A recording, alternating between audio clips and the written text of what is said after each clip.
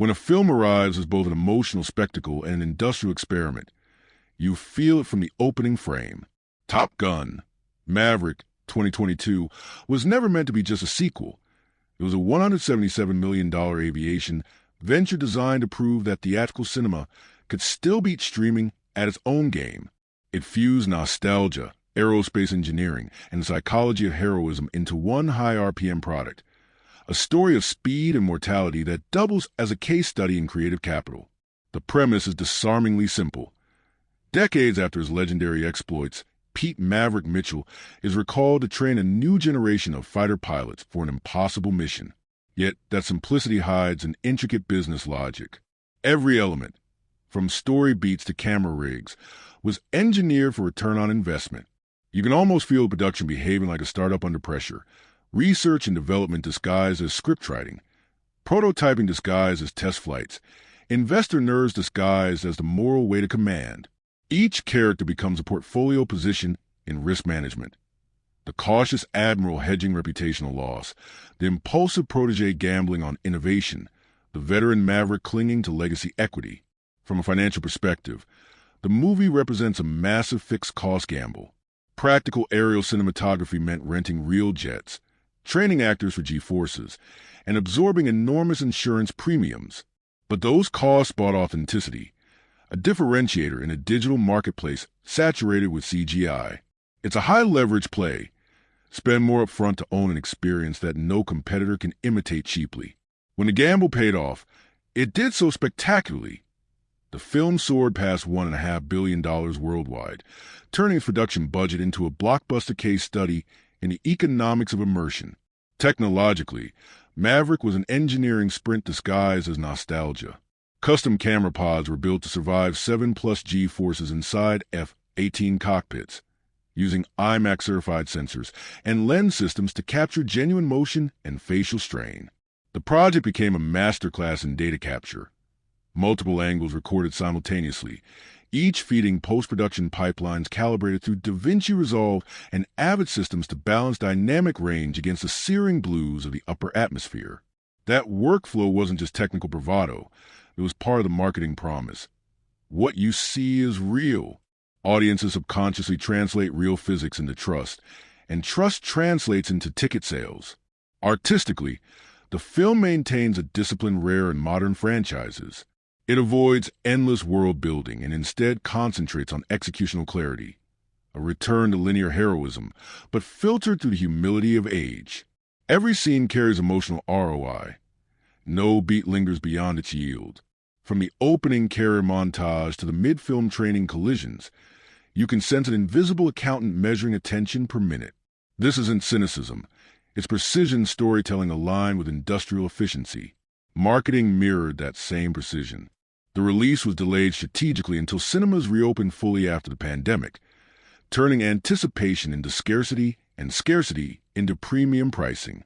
Memorial Day weekend was chosen not just for patriotism, but for portfolio timing, a high-traffic window when older audiences could convert nostalgia into cash flow. The advertising focused on competence and emotion, Tom Cruise performing his own stunts, the revival of the Top Gun anthem, and the promise of tangible aerodynamics in a digital era. Each trailer acted as a market test, gauging engagement metrics across demographics to fine-tune the final campaign. Psychologically, Maverick functions as an exercise in risk and identity. Its emotional architecture depends on two neural triggers, recognition and aspiration. Recognition connects audiences to the 1986 film, the flight jackets, the call signs, the score. Aspiration sells a fantasy of unbroken excellence, that one can still push Mach levels despite age and institutional obsolescence. Together they generate what I call nostalgic arbitrage, extracting new emotional capital from an old cultural asset by upgrading its production technology. Underneath the roar of jets lies a quiet study in behavioral economics. Maverick's refusal to retire reflects the sunk cost fallacy of genius, the belief that accumulated skill demands continual deployment, regardless of institutional efficiency. The military bureaucracy around him models risk aversion. His young pilots embody speculative investment. Every dogfight rehearsal, every briefing scene, is effectively a simulation of markets in turbulence. rapid feedback loops, ego as capital, loss aversion driving action. Seen this way, the film's first 10 minutes, that jet streaking through dawn, play not only as cinema, but as a mission statement for medium itself. It tells investors, artists, and audiences alike that risk still has value if managed with craft. That is the emotional and financial core of Top Gun, Maverick. In the next step, we'll navigate the first half of plot, examining how setup efficiency, training montages, and emotional pacing translate into measurable returns on investment. Each scene will be read not merely as narrative, but as product design, balancing heartbeats per minute against dollar per frame. The first half of Top Gun, Maverick operates with the rhythm of a startup's prototype phase, all setup, calibration, and stress testing. It begins with man against obsolescence. Captain Pete Maverick, Mitchell remains a relic in a digitizing military, a living symbol of analog mastery in an automated era. His superiors want drones. He still believes in pilots. That philosophical tension, human intuition versus machine precision, becomes the film's first economic metaphor. Maverick is the artisanal craftsman resisting automation, the skilled laborer proving that human instinct still yields higher returns and algorithmic control. We open with the hypersonic Dark Star test flight sequence, an engineering ballet more than a plot device. Maverick pushes a prototype jet past Mach 10 despite orders to abort, defying corporate-style oversight in favor of pure research risk. In business terms, this is reckless innovation, a senior engineer ignoring cost ceilings to prove feasibility. But the payoff is cinematic proof of concept. Human courage can still outperform data-driven restraint. When the aircraft disintegrates mid-flight, it's less a crash than a metaphorical stock correction, the price of progress. Yet the moment Maverick walks into a diner covered in soot, you realize the brand survived the dip. Charisma and resilience preserve the enterprise's goodwill. Disciplinary consequences follow, but with a twist of institutional pragmatism. Instead of grounding him permanently, the Navy redirects his volatility toward a high-stakes mission requiring elite training. This narrative pivot functions like a corporate merger, moving a disruptive talent into a mentorship role rather than eliminating him. He's sent back to the Top Gun school to prepare 12 pilots for an impossible low-altitude strike, a mission designed with brutal precision and minimal survival margin. It's a setup that simultaneously trains characters and primes audience investment. Every technical detail shared in the classroom translates into emotional equity later in the air. The selection of pilots forms a microcosm of generational economics. You have Rooster, son of Maverick's late friend Goose, emotional debt carried forward as compound interest. Hangman, the confident opportunist, represents speculative risk, all reward focus, no downside planning. The others function as diversified assets, balancing team stability against Maverick's volatility. Through their dynamic, the film simulates workplace mentorship in an economy obsessed with performance metrics. Each training run is essentially a quarterly review, performance under pressure measured, errors punished, improvements documented. Cinematically, these sequences showcase how training becomes both character development and audience conditioning. The editing rhythm, fast-cut simulation interlaced with cockpit telemetry, mirrors the feedback loops of real R&D cycles. Every time a pilot blacks out or fails to hit target parameters, the viewer experiences cognitive strain followed by minor victory, reinforcing engagement through measured adversity. The camera angles inside the cockpits, achieved through multiple miniature IMAX setups, become emotional sensors translating G-force into empathy. This is emotional ROI quantified. Every ounce of physical authenticity returns an audience trust. The film's first major emotional collision happens when Maverick and Rooster confront their shared past. Maverick once pulled Rooster's academy papers, delaying his career to protect him. Now Rooster resents that paternal interference. This subplot introduces opportunity cost as emotion, how one man's risk management can become another's lost investment. It reframes mentorship as liability, a tension modern industries understand too well when older leadership protects innovation to the point of stifling it. Their relationship serves as the film's behavioral economic backbone, fear of failure, debt of guilt, and the compounded interest of time lost. Between classroom lectures and area rehearsals, Maverick also faces the bureaucracy of Admiral Simpson, who measures efficiency through policy compliance, not inspiration. Here the film subtly exposes how institutions misprice human capital. Maverick's methods break protocols but multiply performance. When he later takes an unapproved demonstration flight through the mission corridor to prove feasibility, he's not showing off. He's executing a live market test. The sequence, scored with thunderous realism, becomes equivalent of a prototype pitch, demonstrating to skeptical investors that the impossible can, in fact, be done. His maneuver redefines acceptable risk, forcing upper management to greenlight the mission. Emotionally, the first half closes on two interlocking arcs: Maverick rediscovering leadership and his trainees discovering mortality. Every failed simulation sharpens their survival awareness. Every reprimand builds trust. By the midpoint, they are no longer reckless individuals, but an emerging system, a team with collective intelligence, ready for launch. This transformation embodies a shift from concept to product. Human resources optimized for output under extreme constraints. From a filmmaking perspective, this portion of the narrative demonstrates impeccable pacing ROI. Each minute delivers measurable advancement. Story, skill, emotion, or tension.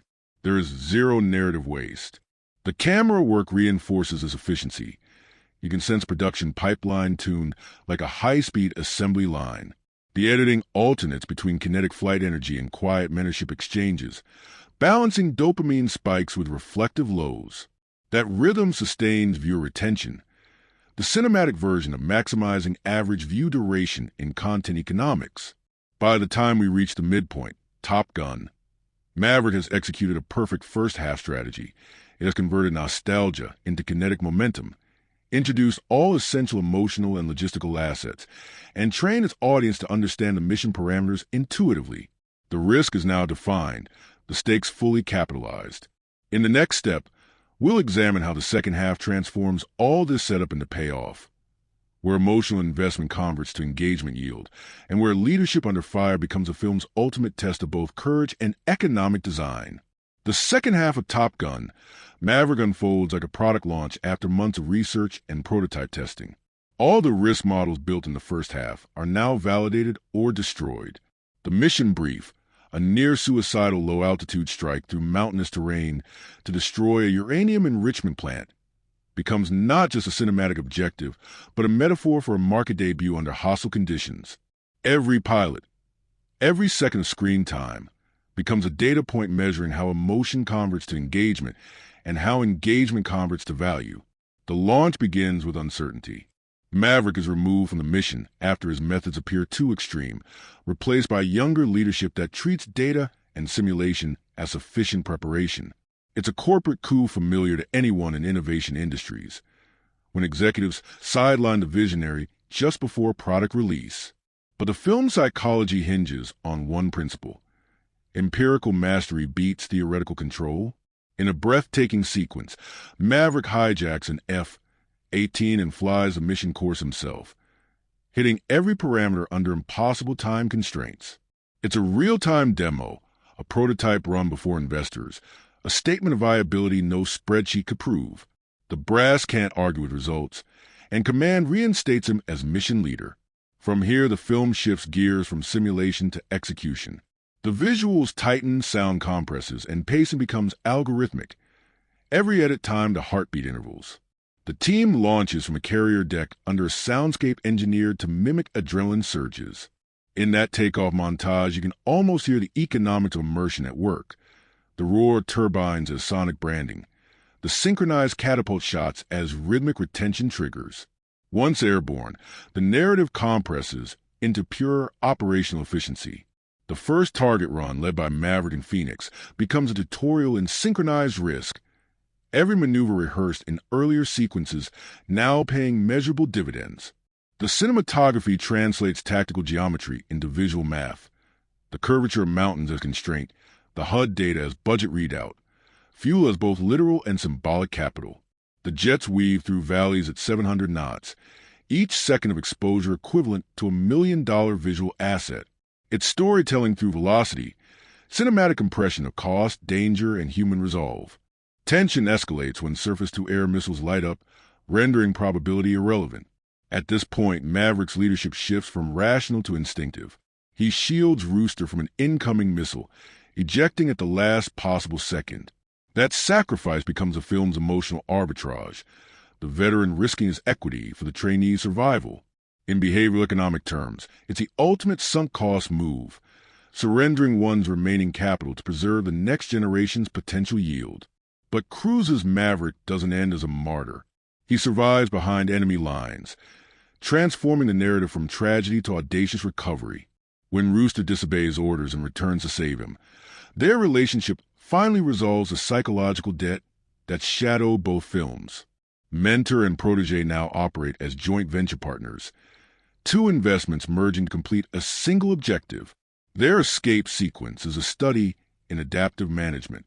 With all friendly aircraft gone, they infiltrate an enemy base, commandeer a mothballed F-14 Tomcat, a symbolic resurrection of legacy hardware, and take off under fire.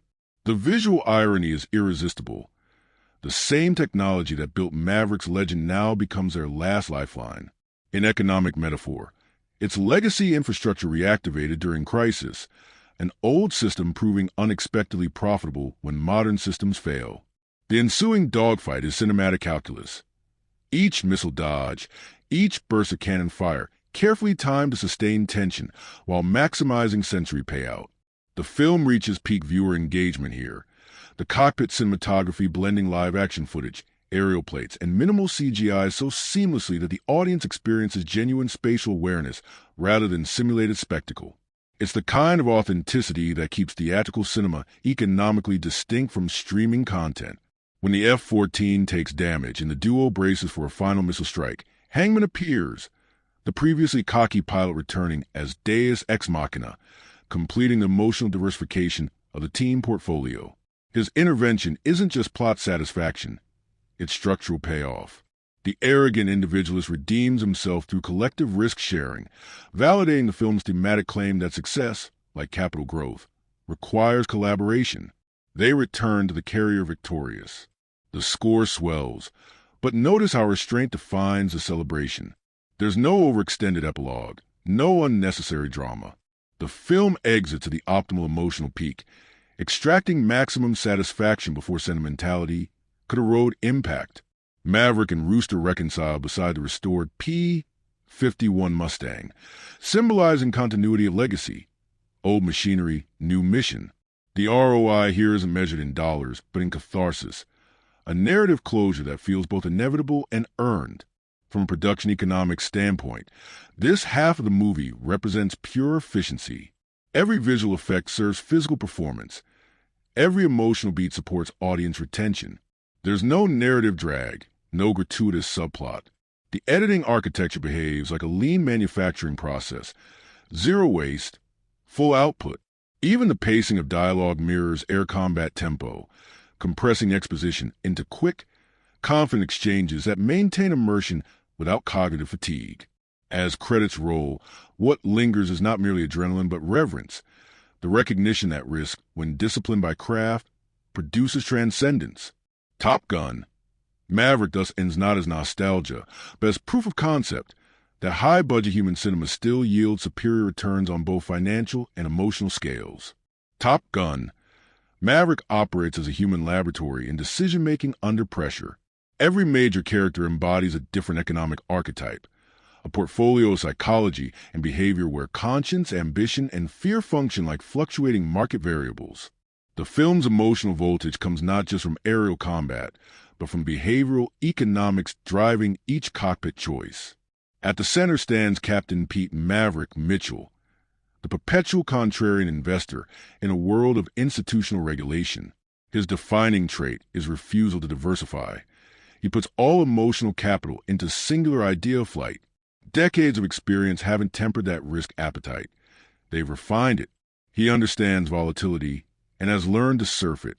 When he defies orders during the Dark Star test or later runs an unauthorized simulation to prove the mission's feasibility, he's enacting the same psychological principle that drives innovators across industries, the belief that experiential data outweighs theoretical models.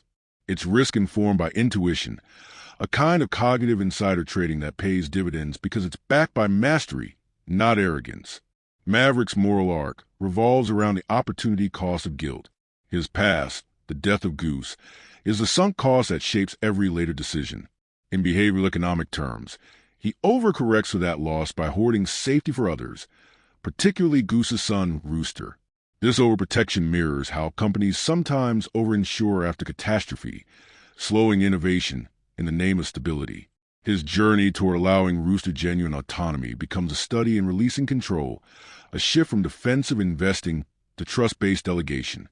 Rooster himself represents the emerging generation's risk aversion.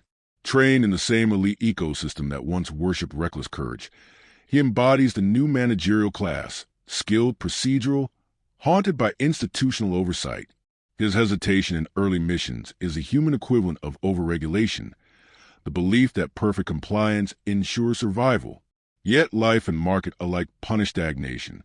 Maverick's mentorship gradually erodes that caution, teaching him that controlled recklessness, informed by data, tempered by instinct, is the engine of innovation. By the final act, Rooster's impulsive return to rescue Maverick becomes a symbolic IPO of his courage.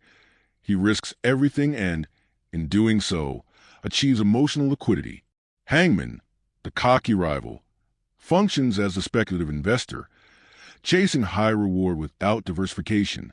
Early in the film, he profits socially from his bravado, but lacks empathy, an unsustainable market position. His exclusion from the final mission is the narrative equivalent of a market correction. When he re-enters to save Maverick and Rooster, it's a rebound driven by moral reinvestment, risk now balanced by conscience. In a story obsessed with flight, his arc is about grounding, realizing that ego without purpose eventually crashes. Penny Benjamin, the bartender in Maverick's rekindled love interest, provides a stabilizing counterweight, the long-term bond market to Maverick's volatile stock. She measures value not in speed, but in continuity. Her scenes slow the film's tempo, acting as liquidity brakes in a high-frequency trading environment. Through her, the narrative introduces a psychology of sustainability, that the human soul, like any economy, requires rest periods to maintain output. Their relationship shows Maverick's evolution from kinetic escapism to measured affection, the shift from short-term thrill to long-term yield. Admiral Simpson and the Navy bureaucracy symbolize institutional risk control. They view Maverick as an unquantifiable variable, an asset too volatile to hold on the balance sheet. Their leadership model prioritizes predictability over innovation. Yet the film repeatedly demonstrates that systems with zero volatility also have zero growth. Simpson's gradual respect for Maverick's results marks the organization's reluctant adaptation to uncertainty, a subtle commentary on how legacy systems must occasionally embrace chaos to remain competitive. Psychologically, the film's tension derives from differing tolerances for uncertainty. Every cockpit decision under fire becomes a miniature behavioral experiment, fight or flight framed as risk assessment.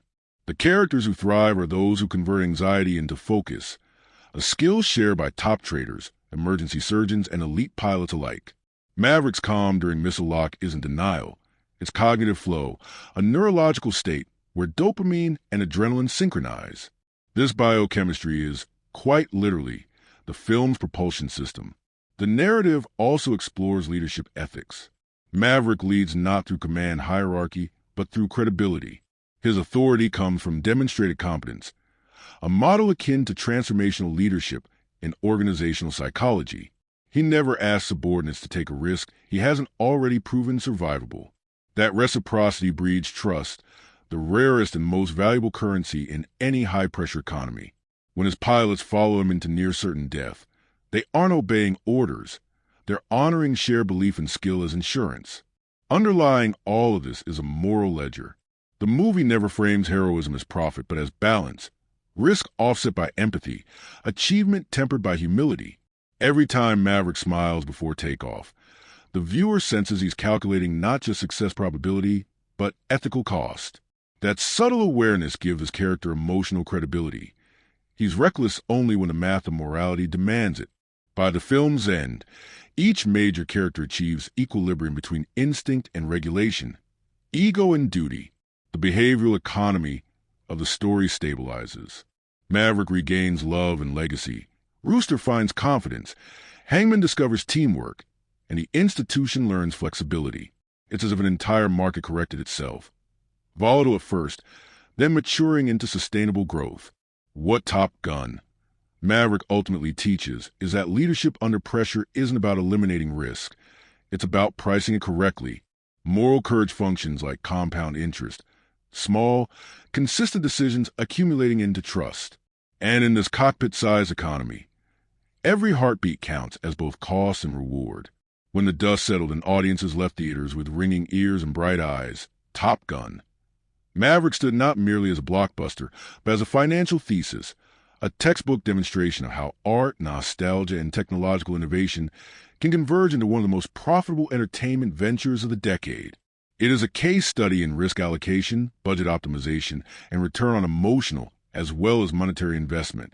Let's start with the numbers, because numbers are where emotion crystallizes into proof. The film's estimated production budget hovered between $170 and $177 million, excluding marketing. Add the global promotional campaign, reportedly $125 to $140 million, and total cost of entry lands near $310 million, an enormous outlay in a post-pandemic market still uncertain of audience behavior. To break even theatrically, Maverick needed roughly 2.5 times the production spend, around $425 to $450 million in global receipts. Instead, it achieved over $1.49 billion worldwide, including nearly $720 million domestic U.S. revenue and another $770 million internationally. That's a net profit exceeding $400 million for Paramount and partners, even before post-theatrical licensing, streaming, and merchandising flows began. But the real genius lies in how those returns were engineered. Maverick was not merely marketed, it was staged. Paramount and Tom Cruise personally delayed release multiple times during the pandemic, refusing early streaming offers from platforms willing to pay 9 figures for distribution rights. This was strategic scarcity, a move that positioned the movie as a cinematic event that would save theaters. When it finally launched in May 2022, it became a brand alliance between Cruise and the exhibition industry itself. Theatrical change treated it as an economic rally flag, dedicating premium screens and extended showtimes to maximize per-seat revenue. The marketing structure mirrored corporate diversification. Traditional trailers targeted nostalgia demographics, adults who watched the 1986 original, while digital campaigns lean on kinetic spectacle for younger audiences who knew Tom Cruise more as a meme of physical audacity than as a legacy star. Social media emphasized authenticity. Cruise performing his own aerial stunts, real jets instead of CGI, in-camera cinematography. Each behind-the-scenes featurette acted as an advertising derivative, reinforcing the central promise. You are buying reality, not simulation. Paramount executed an aggressive earned media strategy. Instead of pouring excess funds into redundant ad slots, they leveraged Cruise's global publicity network. He attended naval events, premiered the film at Cannes, and even performed a free-fall video greeting from an airborne jet to thank fans post-release. Each stunt doubled as viral marketing with zero traditional ad cost. The synergy between Cruise's personal brand and the studio's risk narrative created a self-reinforcing loop. His commitment validated production's authenticity, which in turn amplified his legend. From a production budget standpoint, the film exhibits remarkable efficiency relative to its scale. Because practical effects replaced heavy CGI workloads, post-production costs were lower than those of many similar tentpoles that depend on thousands of digital composites. However, that realism demanded high upfront physical costs, jet access fees, specialized camera rigs, Navy coordination, and extensive actor flight training. The U.S. Navy provided logistical support valued in the millions, effectively functioning as a co-investor seeking reputational ROI rather than profit. For the Navy, the film became a soft power recruitment campaign, generating measurable spikes in enlistment interest following release, an example of cross-sectoral return. Labor economics played a major role too. The film's crew operated on a strict hierarchy of efficiency, with multiple aerial units capturing hundreds of hours of footage. Time on set equaled capital. Delays due to weather or military scheduling could cost hundreds of thousands per hour, so production management adopted aerospace-style redundancy planning, backup jets, alternate flight paths, and parallel editing to reduce downtime. It was, quite literally, a film produced like an engineering project. Marketing's ROI reveals its precision. Opening weekend brought $126 million domestic, the strongest debut of Cruise's career. Yet the more astonishing figure is the film's legs, a domestic multiplier of 5.7x, meaning it earned almost 6 times its opening over time. In box office analytics, that endurance signals perfect word-of-mouth momentum, the financial equivalent of compound interest. Instead of front-loaded hype, the movie sustained multi-generational attendance through repeat viewings, a rare phenomenon in the streaming age. Streaming and ancillary profits extended the yield curve. When Top Gun, Maverick hit digital platforms months later, it topped charts on every service, iTunes, Amazon, and Paramount+, achieving over $126 million in domestic digital sales alone. Merchandise, licensing, and soundtrack sales, featuring Lady Gaga's Hold My Hand and Hans Zimmer scoring, added tens of millions more, while Cruise's back-end profit participation reportedly exceeded $100 million, a career record. If we translate this into corporate finance terms, the movie's EBIT equivalent margin likely surpassed 35%, a level unseen in typical Hollywood risk portfolios. Few productions combine that level of budget discipline with that scale of global reach. It became a proof of concept for the hybrid model of blockbuster economics, old-school theatrical discipline meeting modern marketing analytics. And yet, beyond the ledgers and line items, what truly defines Maverick's financial triumph is its emotional ROI. Each dollar spent was designed to yield feeling.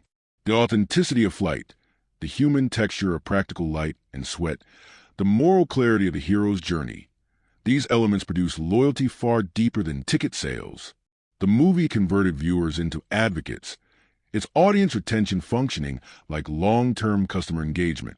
From a macroeconomic view, Top Gun, Maverick revalidated theatrical cinema as a premium experience in an era of subscription fatigue. It proved that the big screen could still generate billion-dollar liquidity when paired with tactile authenticity and narrative optimism.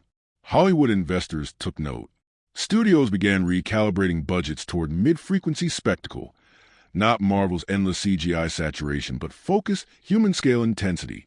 In short, the movie turned nostalgia into a growth asset, transformed risk into spectacle, and made an analog heart the center of digital profit. It stands as both an aviation epic and a corporate love letter to capitalism's daring side, proof that emotion, when engineered correctly, has measurable yield. To understand Top Gun, Maverick is understand how technology can carry feeling, how glass, metal, and data pipelines can translate human courage into cinematic intimacy. The movie's technological ambition is not decoration. It is philosophy. It's what happens when a film refuses to separate hardware from heart, when every lens choice becomes a moral decision about authenticity. From the very start, director Joseph Kosinski and Tom Cruise built production like an aerospace project. Their central demand was simple but radical: no green screens. Every shot had to be real, or at least anchored in reality. This requirement defined the engineering challenge of the film: how to mount cinema-grade cameras inside real F/A-18 Super Hornets without compromising pilot safety or image stability. Traditional digital rigs could not withstand the pressure. So, the team collaborated with IMAX, Sony, and the U.S. Navy to develop a bespoke multi-camera pod system capable of surviving up to 7.5 Gs of force.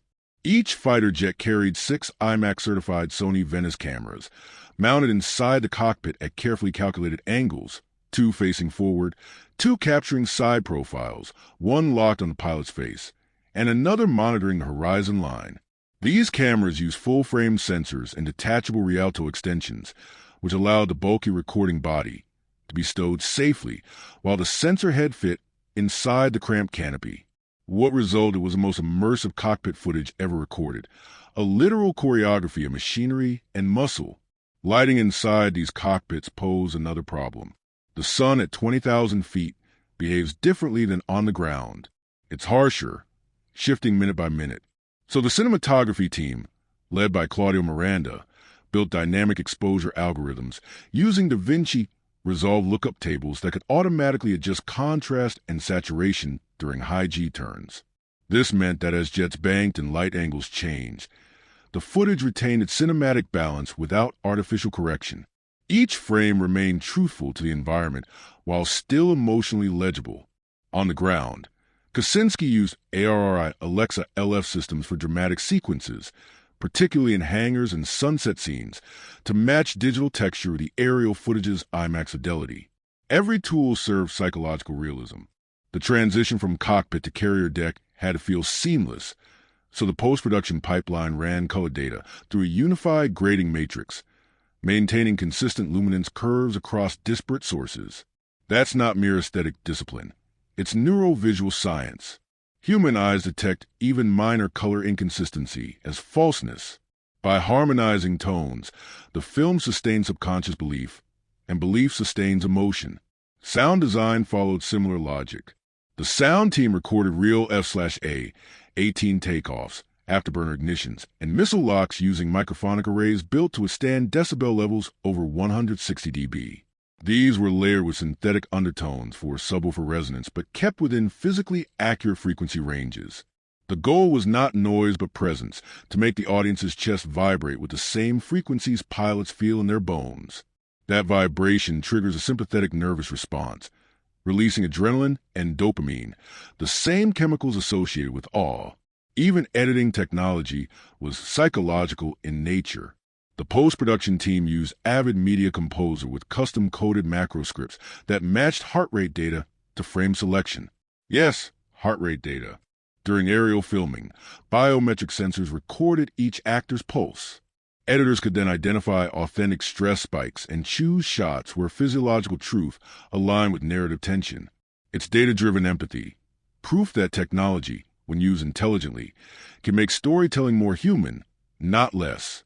The film's visual effects, though minimal compared to most blockbusters, were executed with surgical precision.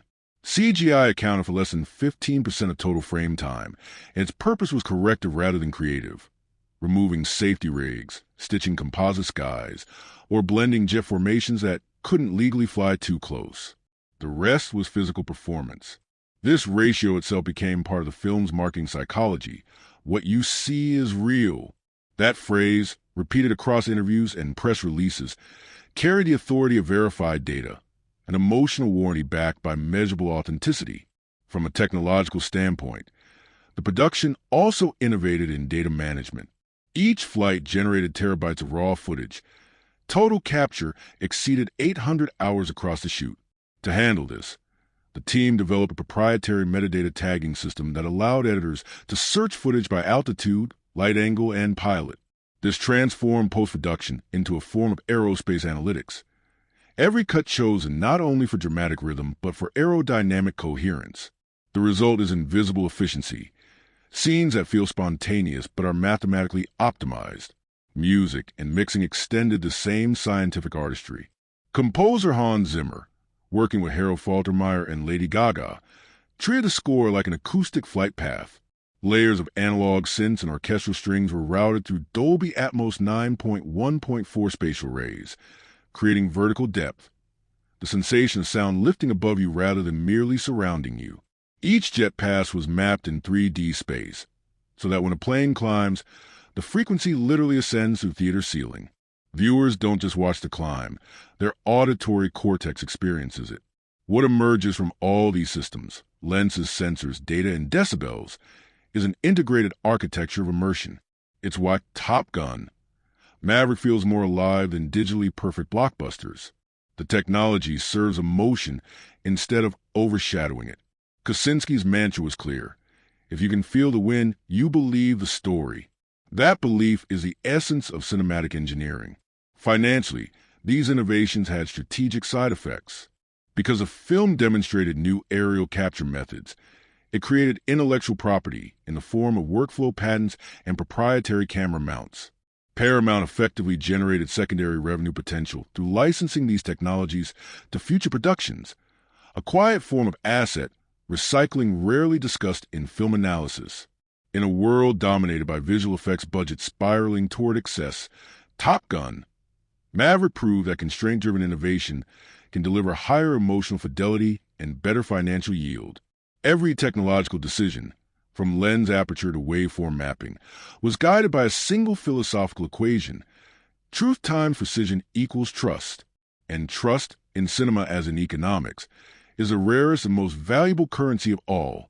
Behind the jet-fueled intensity and heart-racing spectacle of Top Gun, Maverick lies an invisible ballet of logistics, a meticulously choreographed economy of time, labor, and leadership that turned impossible production into a masterclass in industrial precision.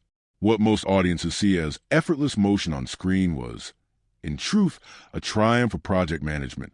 Every flight hour, every shot, every sunrise was money, and Tom Cruise treated each minute like gold bullion. At its core, the production was structured as a multinational aerospace operation disguised as a film set. The collaboration involved Paramount Pictures, Skydance Media, Jerry Bruckheimer Films, and the United States Navy.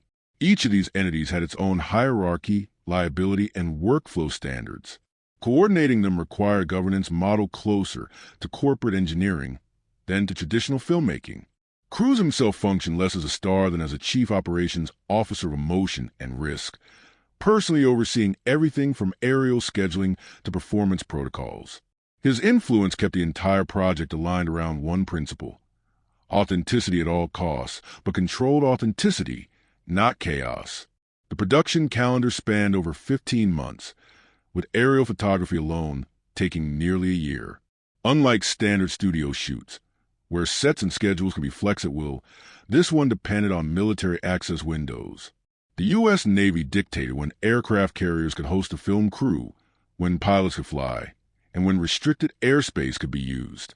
Each approval was a bureaucratic negotiation requiring layers of clearance. Every delay cost tens of thousands in crew standby fees and equipment rentals. To mitigate this, Paramount instituted a redundant scheduling matrix, a rotating timetable with multiple parallel work streams. While one unit waited for flight clearance, another captured ground footage, another conducted motion data calibration, and another processed footage through dailies. This distributed production model resembled an agile software sprint cycle, short, iterative bursts of output with constant recalibration. Kosinski and Cruise ran daily stand-up meetings, not unlike tech teams, where department heads reported deliverables, risks, and bottlenecks. That managerial rhythm replaced the traditional linear filmmaking sequence with a modular workflow.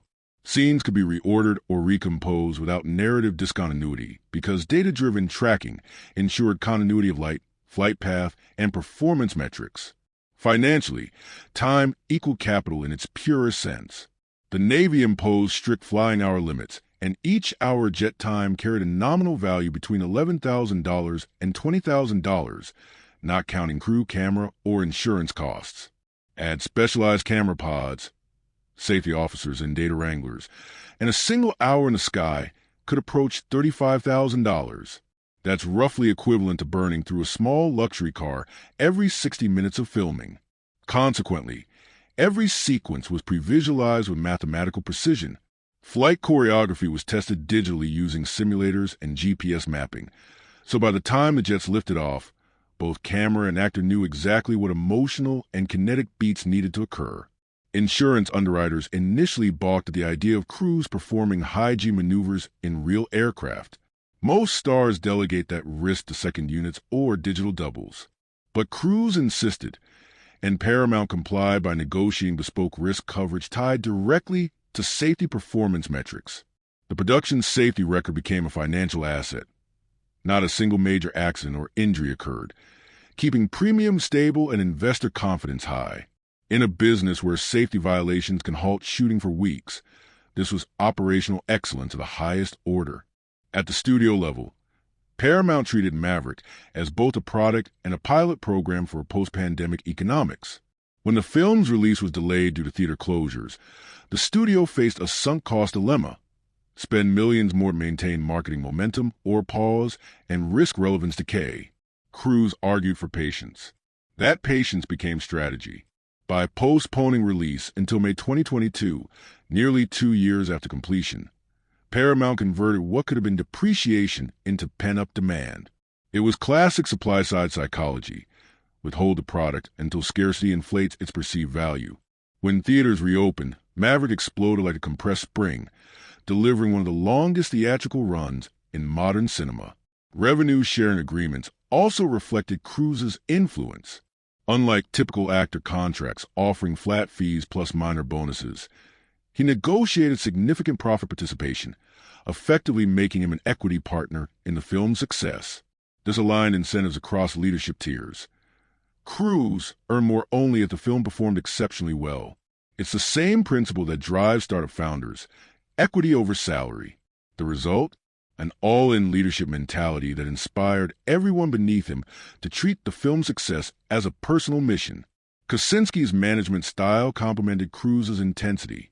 Where Cruise represented kinetic leadership, the force of will, Kosinski embodied systematic intelligence. His approach was data-first: pre-visualization, simulation, and precision mapping. Together, they formed a dual governance model: instinct and calculation, heart and spreadsheet, that mirrors high-functioning corporate partnerships between visionaries and operators.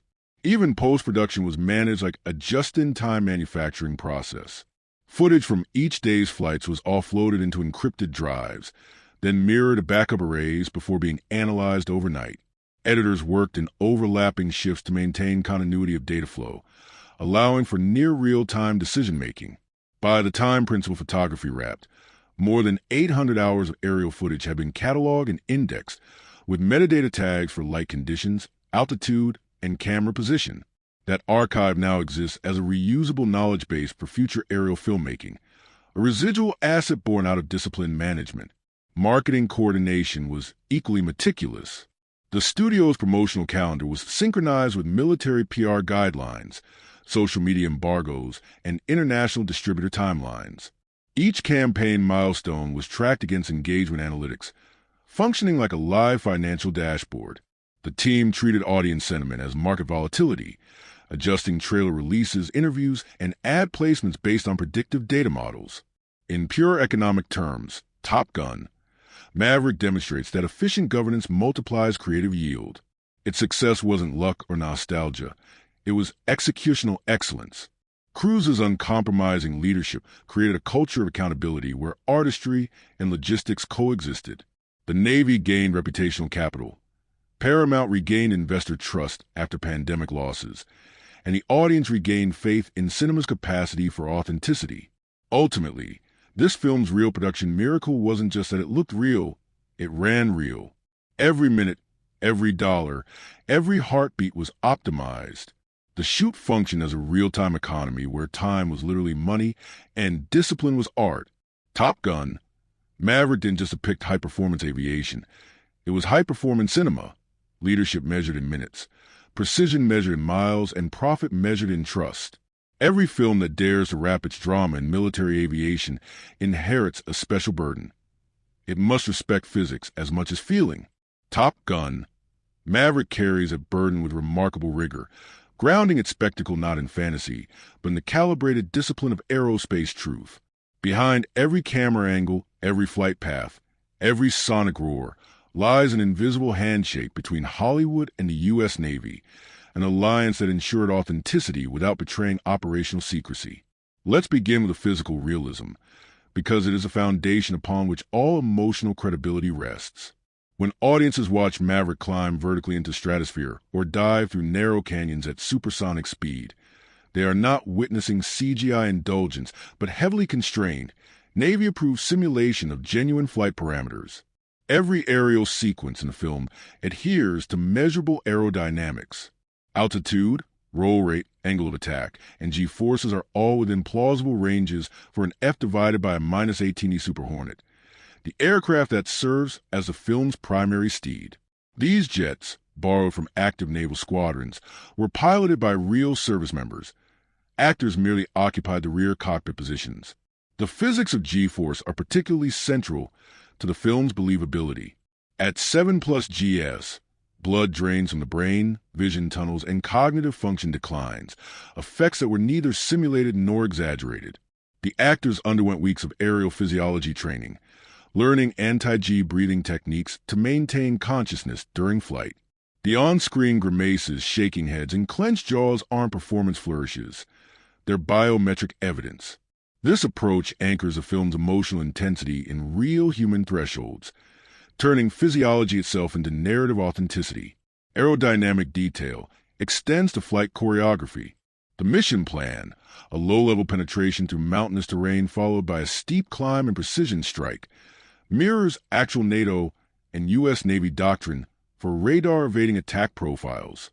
Terrain masking, time-on-target synchronization, and laser-guided munitions reflect real operational concepts used in modern air warfare.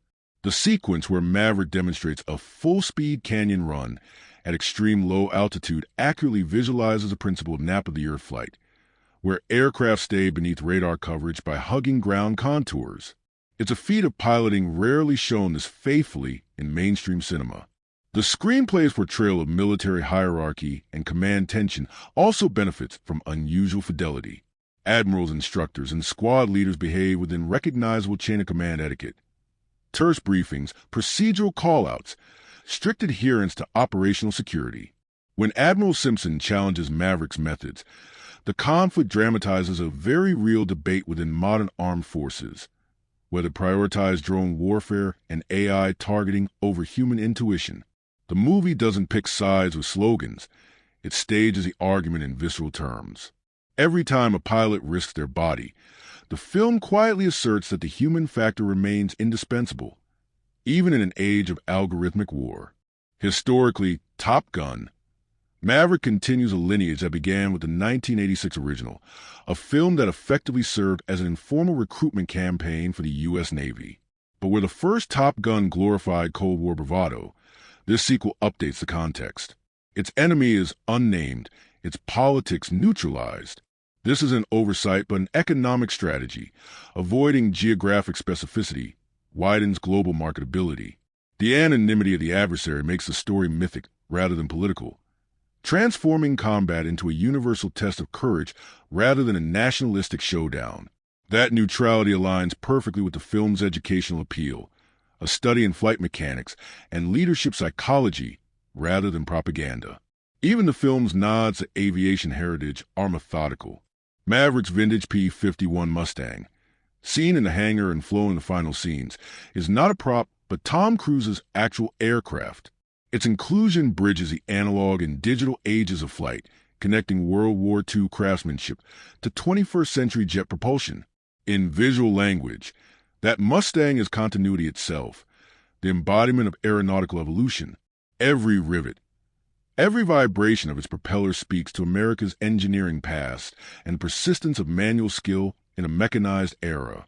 The film's portrayal of the Navy's training ecosystem is largely accurate.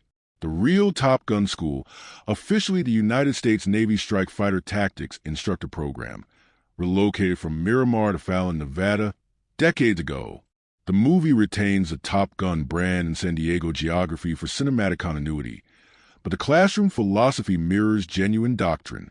Instructors emphasize situational awareness, split-second risk evaluation, and discipline aggression, exactly the cognitive blend Maverick tries to instill in his trainees. The simulated missions, competitive call signs, and performance grading mirror actual evaluation structures, down to the tradition of debriefs that dissect every error frame by frame. The only notable liberty lies in the mission's feasibility. A 2-minute run through mountainous terrain followed by a steep climb and high-speed escape compresses multiple tactical realities into one cinematic metaphor. In real warfare, such a mission would require longer preparation, satellite coordination, and probably multiple aircraft waves. Yet the physics of the depicted flight remain within plausible envelopes, an extraordinary balance between drama and scientific integrity. The filmmakers achieved this by collaborating with real Navy consultants who adjusted script details to ensure plausibility without compromising tension. From a historical standpoint, the film also serves as a sociological time capsule. It reflects the evolution of American military psychology, from swagger to stewardship. Maverick's struggle against obsolescence mirrors a nation reconsidering its relationship with technology, whether human skill can still matter when drones and AI dominate defense strategy. The generational dialogue between Maverick and Rooster thus becomes a symbolic negotiation between analog and digital ethics. One trusts instinct, the other trusts system data. Their synthesis forms the film's moral core, that innovation without humanity is directionless, and humanity without innovation is doomed to fade. Scientific accuracy also extends to smaller production choices. The flight helmets, oxygen masks, cockpit instrumentation, and radio jargon are all vetted by naval advisors. Even the hand signals between ground crew and pilots are correct. When jets are catapulted from the carrier deck, the physics of steam propulsion, wing folding, and arresting wire tension are portrayed precisely, shot with the rhythm of industrial ballet. These details build subconscious trust, making even the most exaggerated maneuvers feel credible.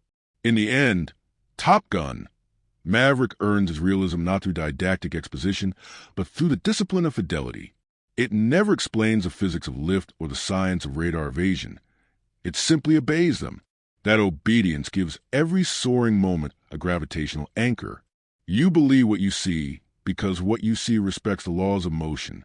And so, the film becomes more than entertainment. It becomes an educational artifact of cinematic engineering. It celebrates the long continuum of aviation excellence while updating its mythology for a post-digital world. By aligning historical reverence with scientific precision, Top Gun, Maverick doesn't just honor the history of flight. It extends it, reminding audiences that realism, when engineered with integrity, can be as exhilarating as fantasy. Cinematography is the soul's interface with reality, and in Top Gun, Maverick, it is treated not as illustration, but as engineering, a synthesis of physics and feeling. Claudio Miranda's work on this film isn't just visual. It's architectural. Every frame is constructed with the precision of an aerospace design drawing, where light, motion, and geometry are measured not for symmetry, but for emotional yield. It is one of the few modern blockbusters where cinematography itself behaves like a scientific instrument, gathering data, translating speed into empathy, and converting light into adrenaline. The film's visual DNA was built around two competing geometries, the straight line and the curve.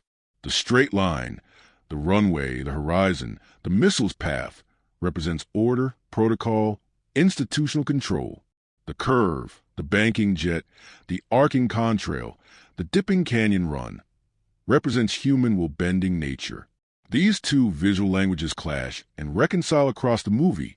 Each frame, whether wide or tight, serves the same psychological grammar. When a scene feels rigid, we see verticals and horizontals. When it feels liberated, the image literally curves. This isn't metaphor, it's measurable composition logic. Miranda's choice of lensing amplifies this tension. In aerial sequences, he often used wide-angle lenses between 14 and 21 millimeters to exaggerate cockpit depth, capturing both pilot and horizon in a single field of view. That distortion creates a physiological effect. It places a viewer inside the kinetic tunnel of velocity.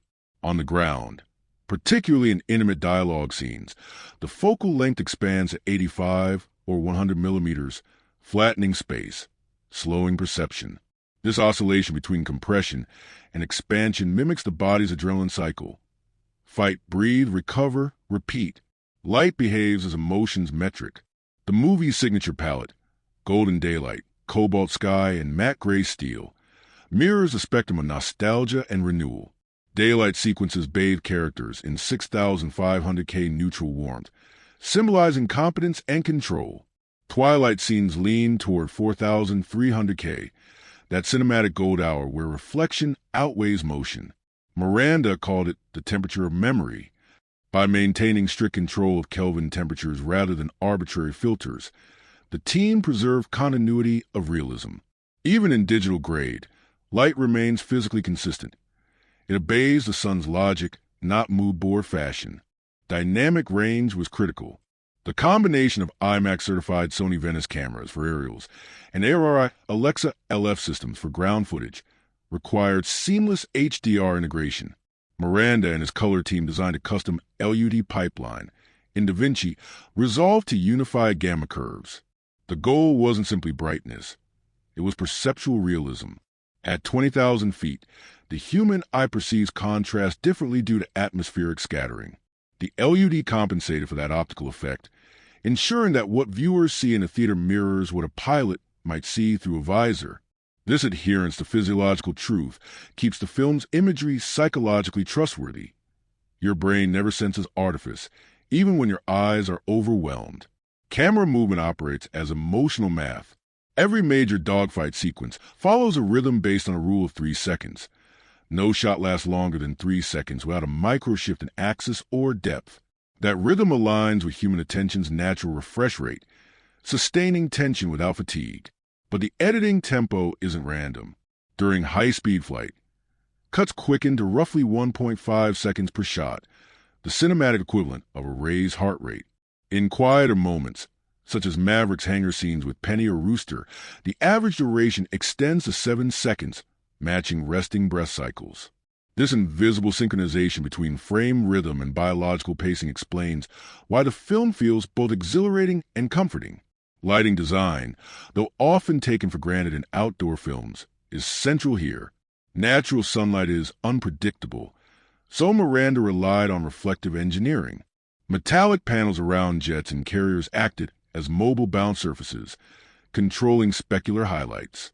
Every reflection off a cockpit canopy was calculated to avoid glare yet maintain optical realism. When the jet sliced through clouds, volumetric diffusion was modeled using real humidity data, ensuring that the scattering of light feels meteorologically accurate. It's that precision that gives a film its tactile authenticity. Color science bridges the emotional and technical. Blue dominates, but it's not arbitrary patriotism. In cinematic semiotics, blue signifies both professionalism and melancholy, fitting for Maverick's twilight career. Orange, used sparingly during sunset and explosion sequences, represents fleeting transcendence. The two colors never coexist within a single balanced frame. They transition, not blend. That separation visually encodes a character's internal conflict, serenity versus risk, wisdom versus youth. The film's most iconic imagery, jets streaking against a golden sky, owes its resonance to inverse composition. Traditional cinematography centers subjects. Maverick often frames them at the bottom or edge of the screen, letting negative space dominate. That void is narrative, the vastness Maverick still yearns to conquer. Miranda leverages the IMAX frame's vertical expanse to give flight actual altitude. In theaters, the sensation borders on vertigo, not simulated but geometrically induced. Depth of field, another subtle engineering choice, contributes to immersion. The aerial cameras maintain f/8 to f/11 apertures, maximizing sharpness across multiple focal planes, so both pilot and landscape remain intelligible at Mach speeds. This clarity reinforces a cognitive link between cause and effect. You see the horizon tilt as the jet rolls, giving you a real-time visual reference for spatial orientation. It's one of the rare action films where the audience never loses geography, because geography is the emotion. Even the film's handheld moments are mathematically purposeful. When Maverick walks into a hangar or faces confrontation, the handheld jitter amplitude matches 0.2 to 0.3 degrees of tilt variance, enough to suggest vulnerability without evoking chaos. This balance between control and instability mirrors his psychological state. In post-production, the color grades serve not as cosmetic polish, but as emotional calibration. Highlights were gently compressed to avoid digital clipping, preserving skin tones under sunlight. Shadows retain chromatic information, a subtle but vital distinction that prevents the image from feeling synthetic. You see pores, texture, sweat, the human cost of velocity. Ultimately, Top Gun, Maverick achieves a rare fusion of optical realism and emotional engineering. It's not beautiful for beauty's sake. It's beautiful because beauty itself becomes evidence of discipline. Every visual element, line, hue, depth, exposure, behaves like a moral statement. Truth requires control, and control is the essence of flight. When the final credits roll, what lingers is not the noise of engines but the architecture of light. Proof that when cinematography obeys both physics and feeling, the image becomes a form of faith. If light gives a film its shape, then sound gives it soul. And in Top Gun, Maverick, sound isn't merely accompaniment. It's propulsion. Every note, every jet roar, Every silence has been engineered with surgical intent to shape emotion through vibration. What you hear is not incidental atmosphere. It is data meticulously calibrated to control the body's response. The film sound design is a system of emotional engineering that uses the laws of acoustics to mirror the laws of flight. The auditory architecture begins with the foundation of real jet acoustics.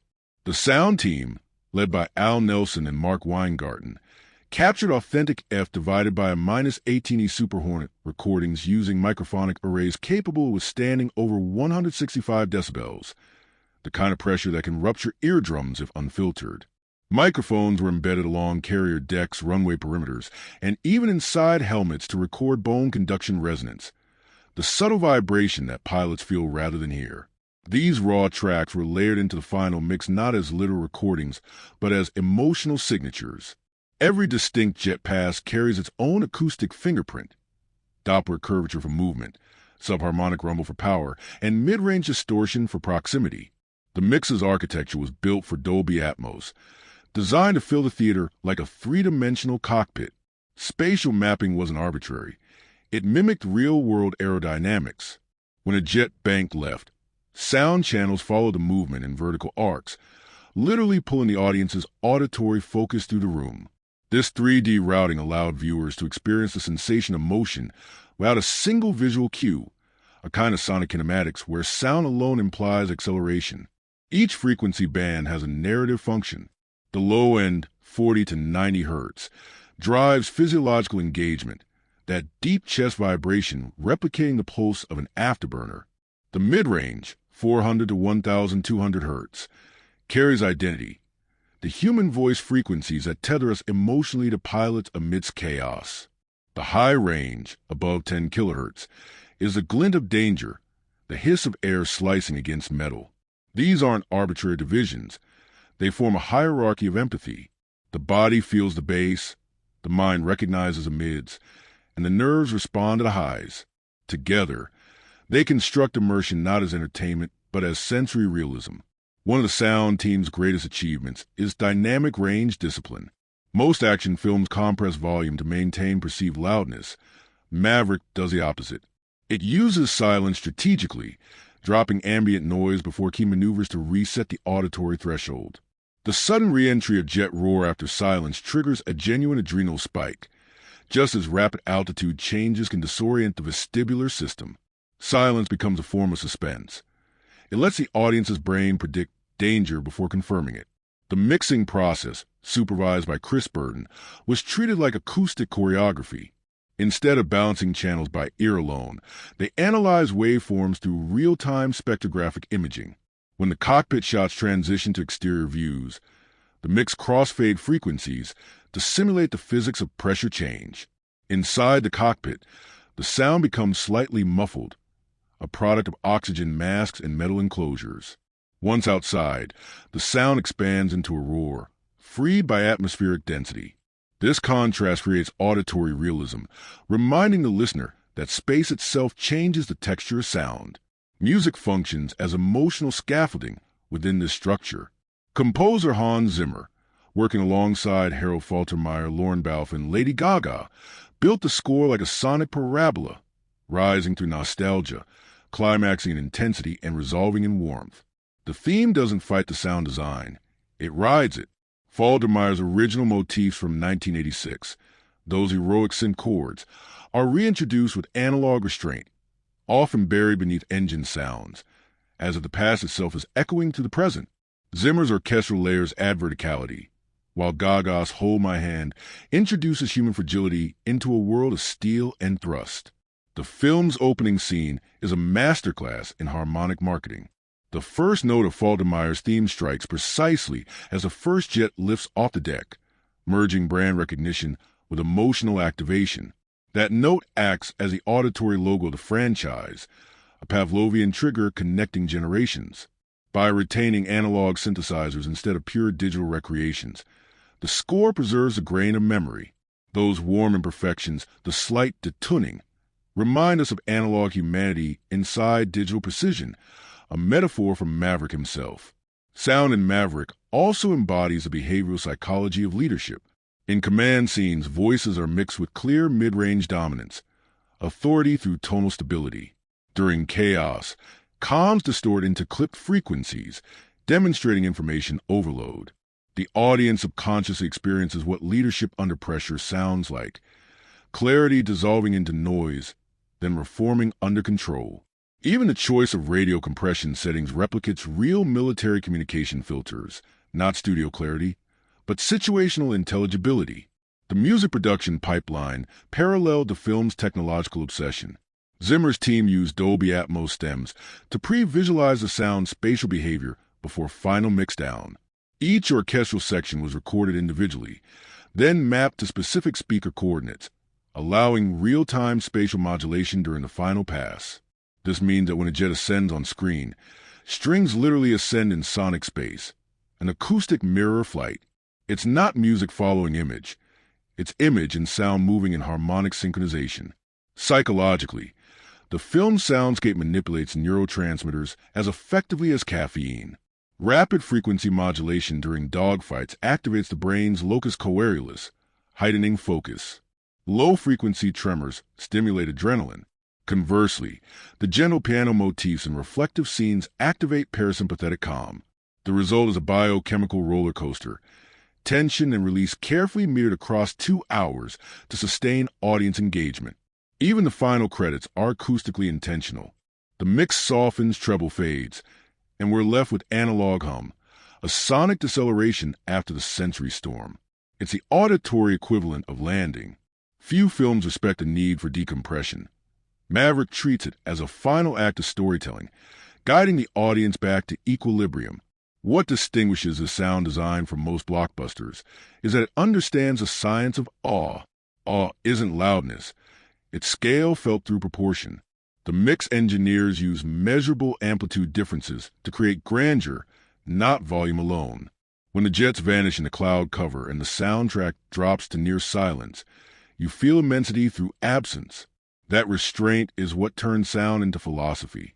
In the end, Top Gun, Maverick sounds like its own thesis, that the marriage of analog truth and digital precision can create emotion measurable in heartbeats. Sound becomes evidence of care, a dialogue between physics and psychology, between the body and belief. It's not just what you hear, it's what your nervous system remembers. If Top Gun, Maverick is a film about mastering risk, its marketing was the proof that emotional precision can be monetized. Long before a single ticket sold, Paramount treated the movie as a live experiment in data-driven persuasion, an 18-month campaign designed to rebuild post-pandemic theater habits, revive an aging franchise, and test whether authenticity itself would function as an advertising asset. The studio's strategy began with a simple hypothesis. Nostalgia is measurable. Analysts divided the potential audience into 3 cohorts. Generation X, the original 1986 crowd, were targeted through legacy media, Navy partnerships, and event television. Millennials, raised on Cruise's later stunts, were reached through YouTube, Instagram, and behind-the-scenes reels emphasizing training and realism. Gen Z, whose loyalty lies with adrenaline and meme culture, were drawn in by short-form kinetic clips cut to high BPM soundtracks. Each group received tailored creative but the same promise. This time, everything you see is real. Paramount's marketing executives called it the Proof of Reality campaign. Instead of generic teasers, they released mini documentaries showing crews instructing younger cast members on G4 survival, cameras being bolted into cockpits, and Navy pilots acting as mentors. Every frame doubled as brand storytelling for authenticity. The more audiences learned about the difficulty of production, the more valuable the final experience felt. It was an inversion of the Marvel model. Where illusion sells, the Maverick team sold difficulty, craftsmanship, and risk. Data dashboards monitored engagement in real time.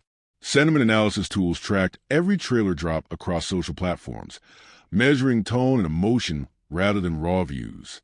When the Dark Star test flight teaser produced the highest positive-to-negative ratio in Paramount's history, the studio shifted ad spend to aerospace and STEM-related demographics. Engineers, pilots, and tech enthusiasts, who responded strongly to the film's technological realism. The marketing team realized they weren't just selling nostalgia, they were selling excellence. Timing was as crucial as tone. Cruise personally vetoed any streaming release during the pandemic, turning delay into suspense. By the time May 2022 arrived, Top Gun, Maverick had become the cinematic equivalent of a limited edition drop. Scarcity, in marketing psychology, amplifies perceived value. The film's 2-year postponement created a pent-up demand curve, observable through pre-sales that outpaced any non-superhero film of the decade. When opening weekend landed, 55% of tickets were advance purchases, an unheard-of figure for an action drama. The campaign's emotional funnel followed a structure more common in SaaS marketing than in Hollywood. Keycap won awareness, behind-the-scenes reels and Navy collaborations. Keycap 2 engagement, actor training diaries, TikTok sound remixes, and interactive AR filters simulating cockpit HUDs. Keycap 3 conversion, targeted IMAX and premium seat, offers emphasizing experience flight for real. Keycap 4 attention, post-release gratitude videos from Cruise himself, functioning as customer success follow-ups. Every step gathered analytics, click-through rates, rewatch duration, geo-heat maps of engagement. Paramount's data scientists treated audience behavior like telemetry from a mission. Adjustments were made mid-flight. More emotional copy for older markets, faster cut edits for Southeast Asia, female-focused messaging highlighting mentorship and resilience. By premiere week, campaign efficiency metrics rivaled those of Fortune 500 consumer launches. Yet beneath the algorithms lay timeless human psychology. The marketing leaned heavily on social proof, public figures, critics, and even fighter pilots praising the film's authenticity. Testimonials from real servicemen went viral, reframing the movie as cultural heritage rather than pure entertainment. When audiences perceive moral validation, purchase hesitation drops dramatically. Box office analytics confirmed that phenomenon. The film's release calendar became a study in revenue optimization. Domestic rollout began over Memorial Day weekend, converting national pride into ticket urgency. International releases staggered regionally to sustain online buzz. Each market received localized posters emphasizing its own aviation culture. RAF iconography in the UK, JSDF imagery in Japan. Cruise's global tour functioned as experiential marketing. Cannes, Seoul, London, Sydney. Every red carpet jet arrival generated free media coverage worth millions in equivalent ad spend. Post-launch analytics proved the theory. Word of mouth drove what industry analysts call a long-tail multiplier. Domestic box office hold of 5.7 times opening weekend, indicating extraordinary satisfaction. Paramount internal surveys revealed audience net promoter scores above 90, numbers usually reserved for luxury tech products. Repeat viewership averaged 1.8 times per customer, which, when translated into streaming metrics months later, predicted massive digital revenue. The cross-platform transition was equally strategic. Months after theatrical success, the film arrived on premium digital platforms, not subscription streaming. First, maximizing transactional revenue. Only later did it migrate to Paramount Plus, bringing the service a documented 44% subscriber spike in its release quarter. This sequencing demonstrates textbook lifetime value optimization. Squeeze early high-margin buyers, then expand audience reach.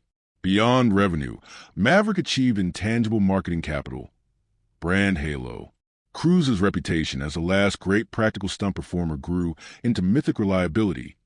Paramount's brand, previously associated with uneven franchises, regained investor confidence. The Navy received unprecedented recruitment inquiries, quantifiable proof that cinematic storytelling can act as national soft power. Behind the glamour, analysts at the studio's marketing lab studied pattern data from trailer views and box office correlations. They found that scenes emphasizing teamwork and mentorship outperformed combat-only clips by 22% in engagement, evidence that emotional stakes, not explosions, drive conversions. Those findings have since informed Paramount's future advertising frameworks, making Maverick both a movie and a marketing algorithm. Psychologically, the campaign exploited what economists call the nostalgia premium, the consumer's willingness to pay extra for memory restoration. But the genius was in how nostalgia was framed, not as sentimental longing, but as excellence revisited. Every headline, every line of copy, promised not the return of Maverick, but the return of skill. By redefining nostalgia as craftsmanship, the film avoided emotional fatigue and attracted younger viewers who crave authenticity over irony. Ultimately, Top Gun: Maverick became a marketing case study in emotional analytics. It quantified yearning, timed suspense, optimized scarcity, and delivered catharsis on schedule. It proved that audience emotion can be tracked like financial performance. That sentiment is a metric as real as revenue. When historians of cinema marketing look back, they will see Maverick not just as a box office phenomenon, but as a campaign that rewrote the post-COVID playbook.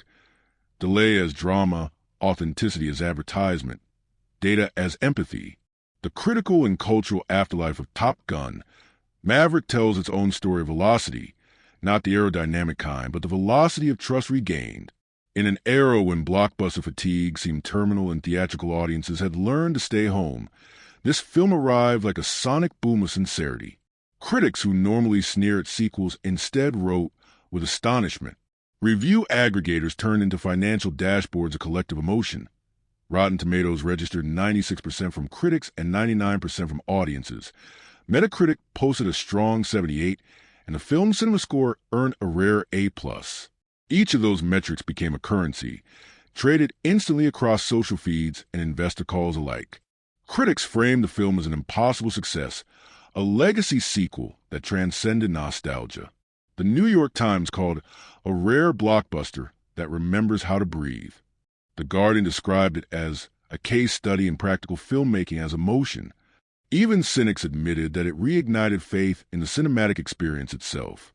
The tone of the global press was almost anthropological. Maverick wasn't simply a movie that worked. It was proof that discipline, sincerity, and tactile craft still carried mass market power. Industry response turned admiration into awards. At the 95th Academy Awards Top Gun, Maverick received 6 nominations, including Best Picture, Adapted Screenplay, Film Editing, Sound, Visual Effects, and Original Song, Hold My Hand by Lady Gaga. It won the Oscar for Best Sound, which critics saw as a symbolic victory, recognition of the film's core principle that precision can be poetic. At the BAFTAs, it secured nods for cinematography and editing, while at the Producers Guild Awards it was celebrated as a benchmark for large-scale production integrity. But beyond statues and ceremonies lies a real metric that defines cinematic legacy: cultural half-life, how long a movie continues to earn relevance after its opening weekend. By that measure, Maverick is already canonical. It didn't merely perform well in 2022. It became the emotional shorthand for post-pandemic optimism. In countless editorials, its story of mastery, mentorship, and moral courage was invoked as metaphor for industry's clawing back confidence. The phrase Top Gun moment entered business and political journalism as a descriptor for improbable comebacks. That's cultural penetration of a rare order, when language itself begins to absorb a film's meaning. Critics often measure legacy by innovation, but Maverick achieves it through refinement. It didn't invent new forms. It perfected old ones. In that sense, it resembles a blue-chip stock, not volatile, but reassuringly high yield. Its legacy, therefore, isn't radical disruption, but stability as art form. In the chaos of content saturation, Maverick offered order, disciplined storytelling, physical authenticity, moral clarity. For critics weary of multiverse fatigue, that restraint felt revolutionary. Economically, the film's long tail reinforces its critical mythos. Even 2 years after release, it continues generating licensing, home media, and streaming income, placing it among the top 50 highest-grossing films of all time. Analysts at Deadline Hollywood calculated its net profit near $400 million, with downstream syndication and merchandising pushing that figure higher annually. It achieved what Wall Street calls evergreen yield, sustained returns from timeless assets. Awards amplify that yield. Best Picture recognition added another global wave of rentals, digital purchases, and re-releases, proving that prestige and profit can coexist. Yet the most meaningful accolade wasn't gold-plated, but emotional. Audiences across generations described the movie as pure cinema, a term that had nearly vanished from popular vocabulary.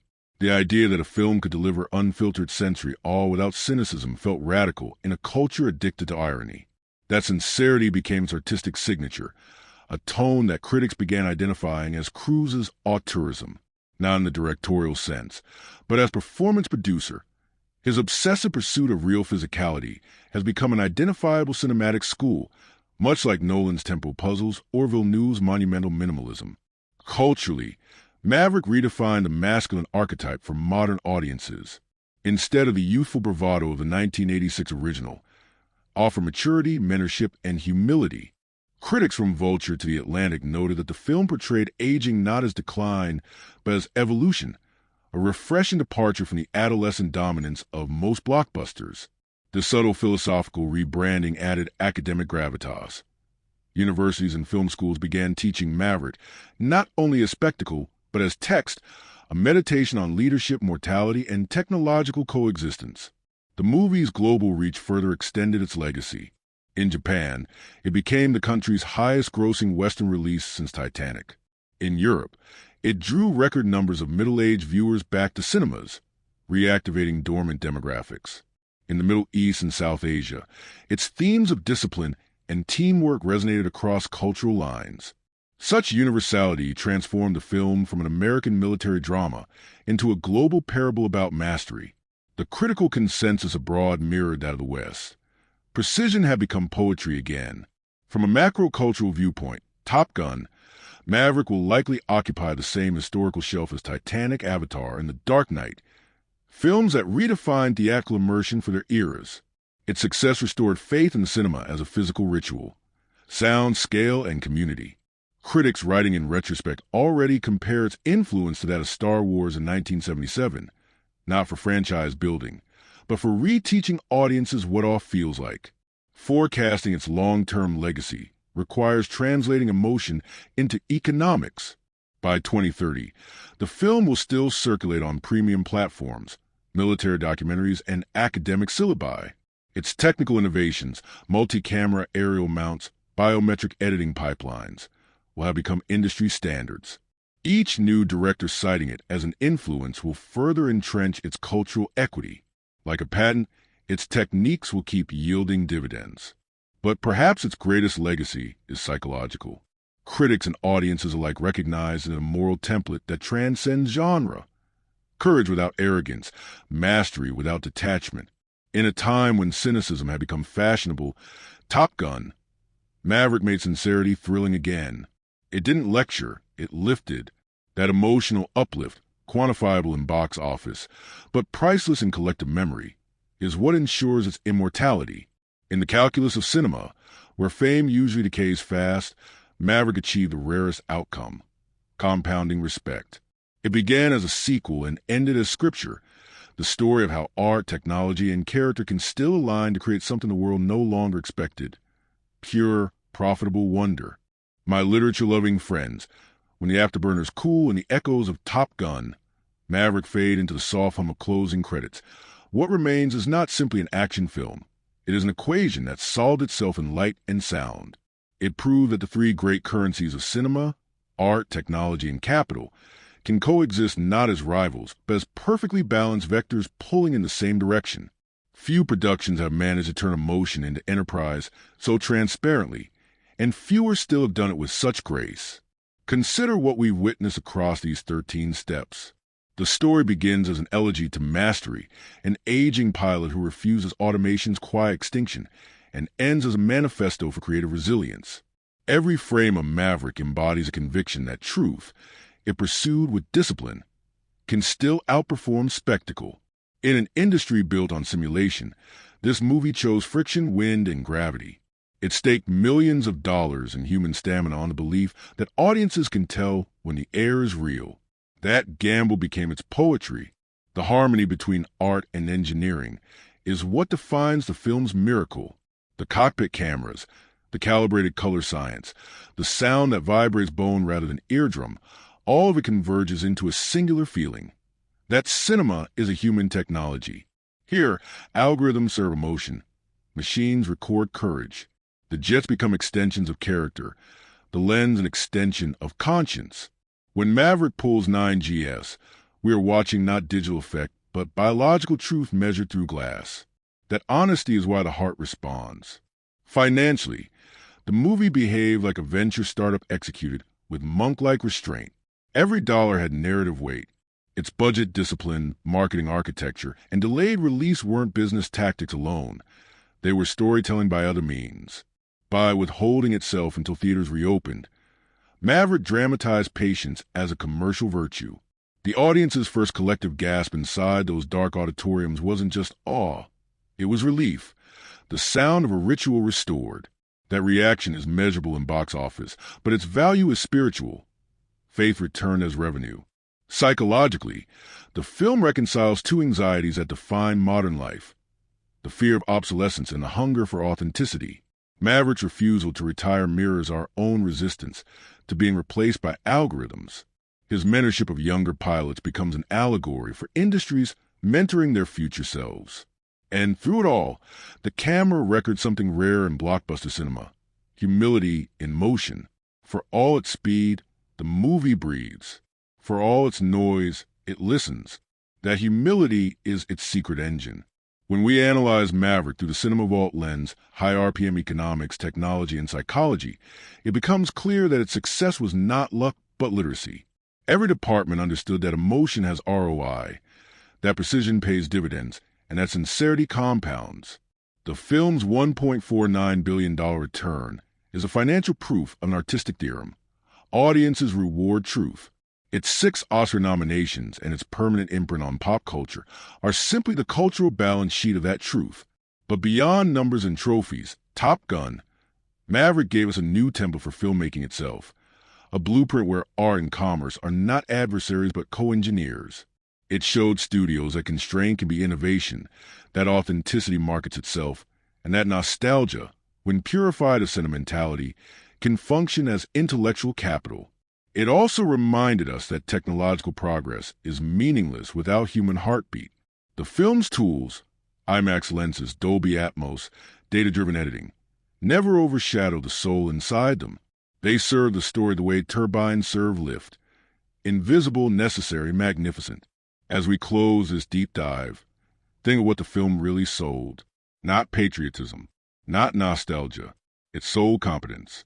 It sold the thrill of people who know what they're doing under pressure, an emotional currency as old as Homer's epics and as modern as machine learning. That, I suspect, is why it transcended demographics. Competence is the last universal fantasy. Its legacy, then, is not just cinematic, but ethical. Maverick argues that mastery is still worth the price, that excellence can be both moral and profitable. In a media landscape obsessed with speed, it took the slower, harder route, building authenticity molecule by molecule until the audience could feel the difference in their skin. The film's triumph belongs equally to engineers, pilots, artists, financiers, and dreamers who believe that craftsmanship is its own form of rebellion, and that is where art, technology, and capital finally meet, in devotion. When capital funds devotion instead of distraction, when technology records devotion instead of replacing it, and when art reminds us why devotion matters, cinema regains its original sanctity. Top Gun, Maverick did all three.